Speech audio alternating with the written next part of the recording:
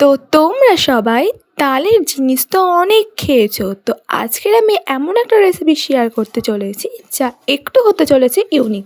তো ভিডিওটা প্রথম থেকে শেষ পর্যন্ত দেখতে থাকো। তো প্রথমেই সুজিটা ভালোভাবে গরম কড়াতে ভেজে নিতে হবে, আর এদিকে দেখো দুধও লাগবে। আমার পরিমাণ ছিল 1 প্যাকেট সুজি, তার সাথে নিয়েছিলাম আমি 500 দুধ।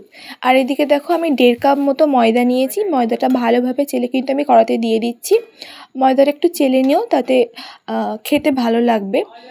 তারপরে ময়দাটার সাথে ভালোভাবে সুজিটাকে মিক্সড করে নিতে হবে। একটু ভালোভাবে মিক্সড করবে যাতে এই দলা দলা পাকানো না থাকে।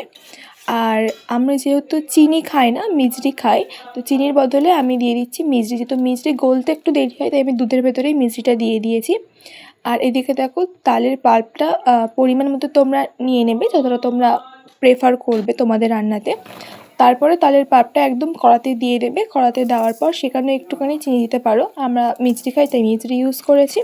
আর এটার সাথে ভালোভাবে মিক্সড করে নিতে হবে। আর এদিকে দেখো আমি ওই যে সুজি আর ময়দার যেটা গুঁড়োটা ছিল, ওখানে আমি দিয়ে দিয়েছি একটু মৌরি। তো মৌরিটার সাথে ভালোভাবে মিক্সড করার পর তালের পাল্পের ভেতরে আমি দিয়ে দিলাম ওই সুজি আর ময়দার গুঁড়োটা, আর দিয়ে দিলাম একটু সামান্য দুধ। দুধের পরিমাণটা একটু দেখে দেবে যাতে ওইটা একটু আঠা আঠা আঠা মাখলে যেরকম ডো হয় না, সেরকম ডো হয়। আর দিয়ে দিলাম নারকেল কুচি। এগুলোকে আমি চুষির আকারে শেপ দিয়েছিলাম। আর তালের বড়ার ভাপা পিঠে যেহেতু, তো তালের বড়ার মতো শেপ দিয়েছিলাম। আর দেখো আমার ভাপা পিঠে এবং তালের চুষির পিঠেও রেডি হয়ে গেছে। আর এই হচ্ছে আমার গোবিন্দের সেবা আজকের রাত্রের। তো কেমন হয়েছে জানিও। টাটা।